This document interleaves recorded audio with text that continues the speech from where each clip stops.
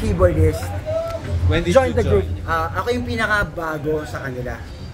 Nadaanan lang ako ni attorney tumutugtog sa Maulito Alabang as duo.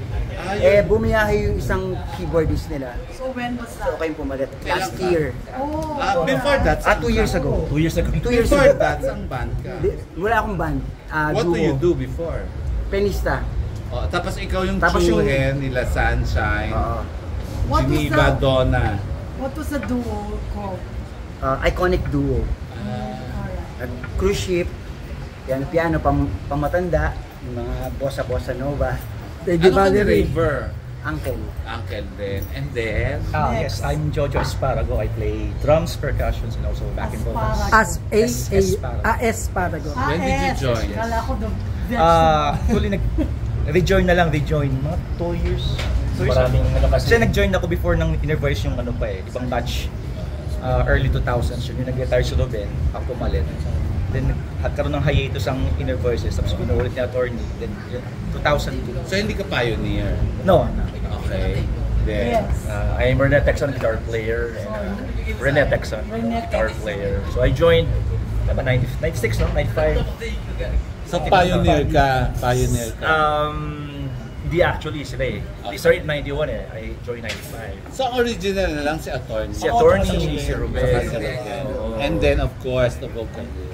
Yes. Angelo Miguel, and I'm the vocalist of Inner Voices. When did you join? 2016 pa. Actually, nangyari noon. before the pandemic. Yes, before the pandemic. 2016, there's an upcoming project sila. So, nagkaroon ng time differences yung banda, no. So, iba may work. So, yun, that's where I came in. So, to fill up the remaining projects, no, ng Inner Voices that time in 2016. So, Where did you come from before? Sa tabi-tabi lang. Paano sino kumuha sa'yo? Yes. Actually, si Jeffrey Vertudazo, yung isang keyboardist namin. We're in the same band that time. So, ayun, it's a retro band.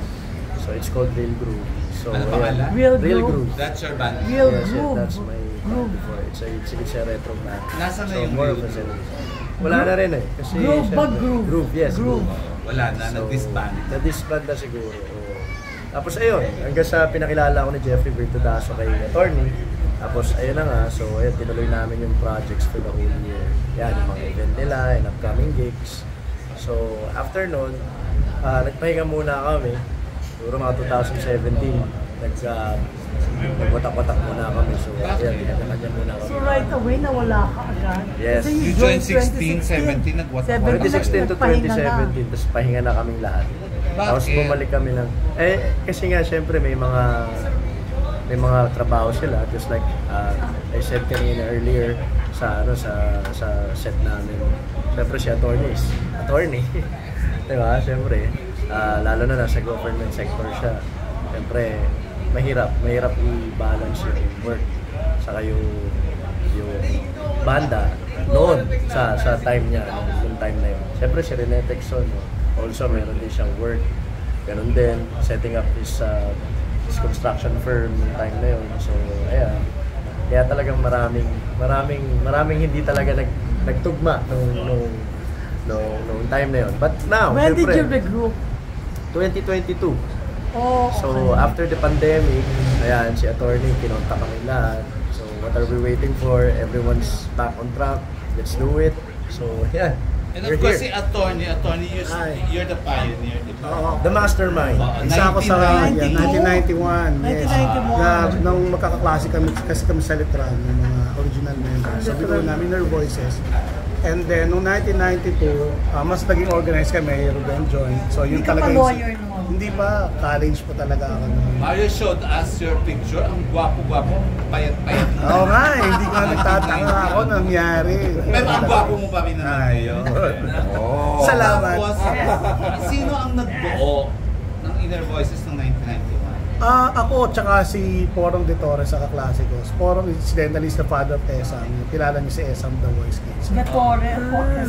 Si Esam, yung tatay niya. So, ilan kayo originally? Puro de Una, 4 lang kami and then wala kaming drummer. So kinuha namin si Ruben Texona, sa mga pioneers. And then tumugtog kami sa Arts Venue, unang gig namin. Arts Venue, Sa Taft ba yun? Yes. Doon namin nakilala si Rene sa Arts Venue. So nasa kabilang banda naman Is siya. the it place before? Yes. Nung 91. Kaya 91 kami talaga nag-start. Pero yung organized playing, nagsimula siya ng 93 talaga. Actually, sa mo kinuha yung pangalan ng Inner Voices? Ano kasi parang nag-iisip kami, of course, nagkita kami ng pangalan natin. Yung kanta namin, parang it comes from within. So sabi na, it's voices from within. So binaliktad namin, Inner Voices. So yun. So, ikaw na lang original. Ako, tsaka si Ruben. Diyan pa, si Ruben. Ganyan na siya noon pa. And then, attorney, in the 33 to 33 years, ilang years doon yung active talaga Inner Voice? Ano yan eh, nag-run kami hanggang 1998, 1991 hanggang 1998, nag-hiatus. Tapos binuuli nila saglit, andun na si Jojo noon, di ba? Ginamit nila Inner Voices, doon siya pumasok. 2002 yun, to 2004.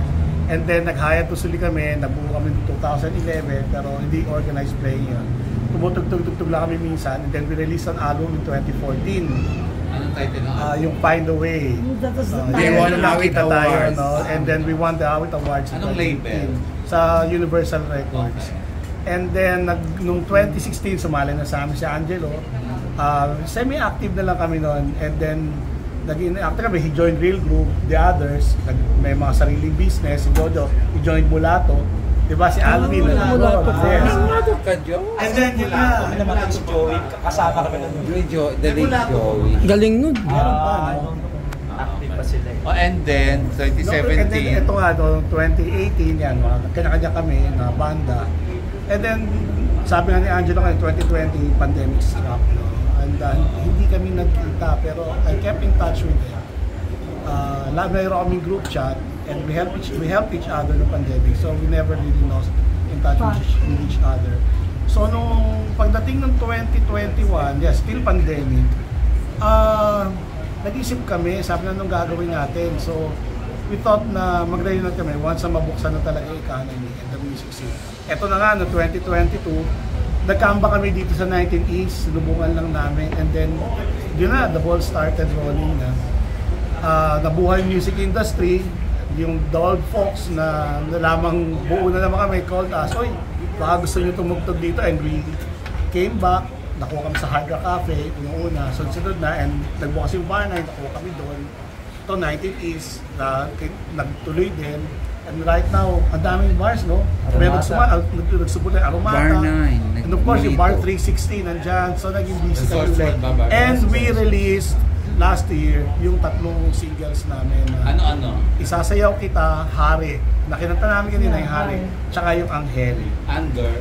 Under Benny sa Tour ng Music Corporation. Sige. Siya yung producer. Tapos, attorney, from what we know from Mario, napakayaman mo. Uy, susulat yun. Kahit taon yung susulat yun.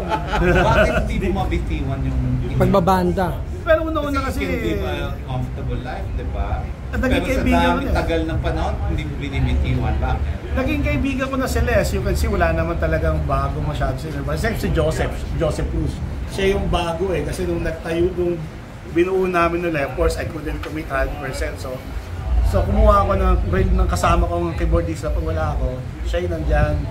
So, aside from him kami, sa base sa story ko niya, magkakaibigan na kami noon pa. So, this is not just about music and the band. It's beyond the band na eh. We're friends, and Ninong at Ninong kami ng mga kanya-kanyang anak. And nagkikita kami kahit walang tugtog. In fact, we're all riding buddies. Ngayon, nagra-ride kami sama-sama. Motor? So, ngayon, nagmumotor kami. So, ikaw ang first keyboard? Ako. Ikaw. So, when you're not around, he's the one. Sabay kami pag nandyan ako. So, walang time na wala siya. Pero may time na nandito ako. Ganun yung, siya na talaga yung main keyboardist Inner Voices. Pero may time na nandito ako. Naging dalawa kami. So, yun. Kaya buong-buo yung tunog eh. Ay, salamat. Diba? Yes. Aside ko lang yung ride nyo. Do you ride with the Euromark? Hindi eh. Oo.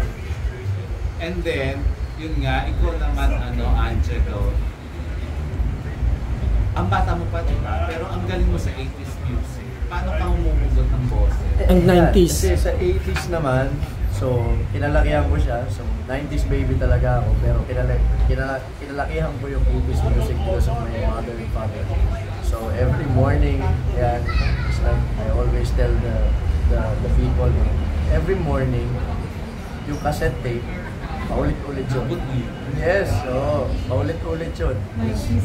Yes, so paulit-ulit siya. Yan, yung AHA, yan, tapos yung mga Just Got Lucky, Buttercup, Depeche Mode. Always Something There, Depeche Katayin niyo Mode, yun mamaya. tapos Hotdog. Gusto nyo kantahin? Just got lucky. Just got lucky. Oo. Lagay ko. Sige. Just Wala. got lucky. Kaya yung napansin nyo, naggagano ka, pati Thursday gumagawa ka ng line-up. Puti naman Hindi po kayo nagbabalance. We do. Ngayon, kakanta kami ng mga ballads ngayon. So ayun, kinalakihan ko yung 80s music. So parang familiar na ako sa halos lahat ng mga famous na new wave music. So talagang hindi na ako na iba, kumbaga pagdating sa kanila kasi kahit which is they're much older than me. Pero syempre, in music naman. Nag-reaction sa much older than me. Sa music, syempre, they do 80s music. So yun ang talagang roots nila. So nakakasabay ako. What did you take up in college? I took HRM, Hotel Restaurant and Management. Natapos mo? Yes. So, Wow, okay. Tapos isa kayo. Di ba ngayon, may Spotify, may iTunes. Tingin ninyo, ngayon mas magaling magpasikat ng kanta o ng band than before. For me, oo. Kasi ang dali eh. Upload ka lang ng upload. Advantage pa. yes. Advantage. Ikaw. May advantage, meron din disadvantage. Ano yung disadvantage? Kung nagiging masyadong saturated yung scene, sobrang dami. Hindi katulad nung araw na merong tinatawag na gatekeepers na talaga may ito magaling to. O parang ngayon, hindi na sila naghihirap. Ang bilis nilang So, sila. madali. Minsan, lang isang may video lang na maganda. Ito, isa pang mayaman. Sabi ni Mario. Tingin mo. Kasi na-even yung playing field. Let's say, kasi yung budget kasi ang problema sa recording. Alam natin lahat yan. Kung wala kang budget masyado, you have a computer, you have device, makakagawa. Yun ang advantage. Yes, an advantage. Disadvantage man, dami na talaga. But if you're magaling ka talaga, aangat ka naman. Andiyan na ikaw. Advantage. Kasi you don't need a record label anymore. They're just gonna ride with you. If sumigat yung kanta mo, that's when record label will be there, will come in. So talagang ngayon, advantage siya. So, syempre, para sa mga, yun nga, yung kagaya sinabi ni George, sa disadvantage siguro. Pero I guess hindi naman siguro kasi it's the talent and the personality pa rin eh. Kasi syempre, sige, meron kang computer, you're rich, but you don't have the talent, you don't have the gift, or even the charm, or the character, you won't gonna make it. So talagang I believe in that. So kahit for me advantage to kasi kahit walang record label. So walang sasala. Ano pa rin eh. Depende pa rin kung kukunin ka ng tao o hindi. So yan, advantage sa akin.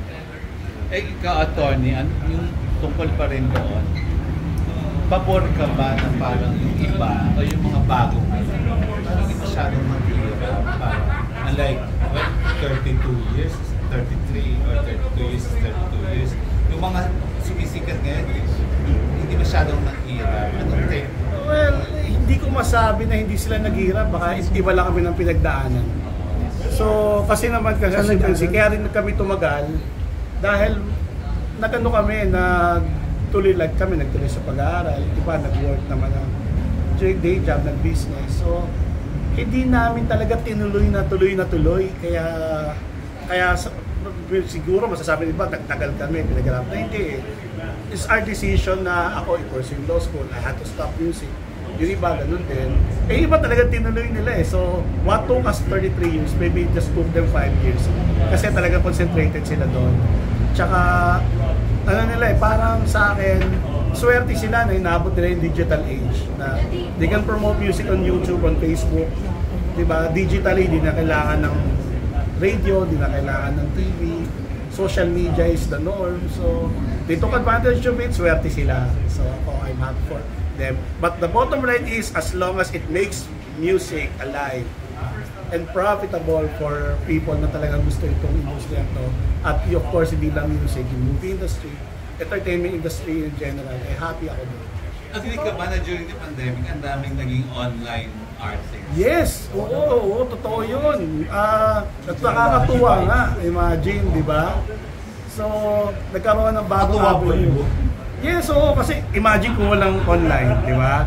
And everybody has parang lost something or a bit of something ng pandemic. Imagine kung wala yung online, di ba? So, ako, I'm happy for those na nakasurvive ng pandemic. Lalo na yung they found a way to be successful in their field, lalo sa music. Pandemic stars. Yes. I'm happy. Actually, nakakatuwa nga kasi diba, isipin mo, music keeps going pa rin.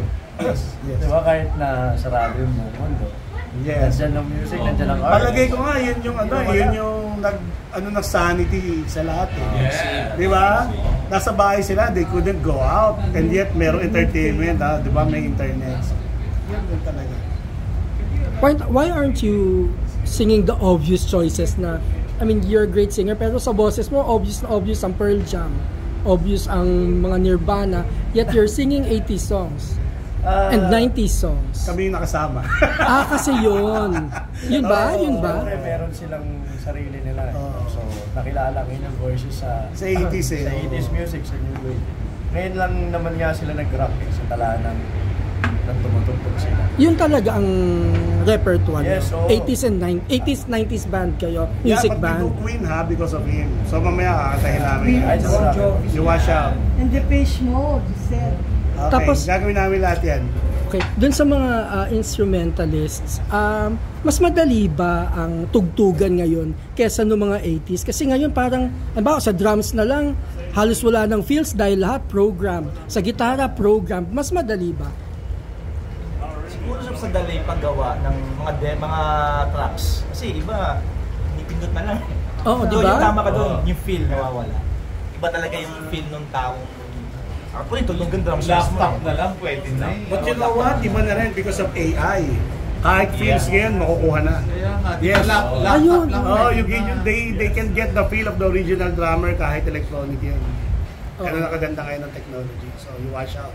Sabi nga nila, napapalitan na yung totoong tao. Pero ano pa rin naman, siyempre, for a musician like us, di ba? Like itong banda na to, I'm not referring to others. Kasi hindi ko naman alam kung ano sistema na ginagawa nila. For us, siyempre, sa Inner Voices, yes, gumagamit kami sampler for, yan, pinipindot na sa keyboards. Just to enhance yung tugtugan. But the feel is still there. I mean, we're doing it parang 90% pa rin. Live kasi. Na live. Pero may mga Samsung na siyempre, katulad yan, yung mga 80s music, hindi pwedeng dalawang keyboardista eh. Kasi dapat, ano yan eh, mga machine eh. Machine lahat ng gumawa nung sa 80s eh. Lahat ng set, lahat ng sound ng 80s. Oo. So hindi yun makukuha ng isang keyboardista lang, ganyan. So dapat dalawa, tatlo, o ano man. Why do you stick to the original arrangement? I mean, may mga banda na para, di ba, sinasabi nila na, sige, kahit cover band kami, at least ino-own namin yung music. Pero kayo, napansin ko, kahit nga yung drum fills nung Head Over Heels, plakado. Ba't ganon? Well, so ganito. Oh yes. Yes. Oh, this alam yun. Gusto ko yung question na yun kasi Alam nila yun. tinatanong ko din sa sarili ko. Oh. Bakit kaya yung iba yung areglo? Di ba? Para masabing, Okay, isa lang ang paliwanag ko dyan. Lahat ng musikero na buhay sa 90s, lahat ng musikero tumugtog sa 90s, ganyan ang kanilang discipline pagdating sa music. pagtugtog ng Oo, laro. talagang dati nung 90s tugtugan ng mga banda, talagang dapat plaka yan. Dun yung yabang eh, no? Gusto yung yabangan. Kuha mo yan, uy, galing. Well, yung ngayon, yung norm ngayon na parang naiiba yung atake, Oo. naiiba yung feel, naiiba yung which is talagang naging ito yung panahon na yun.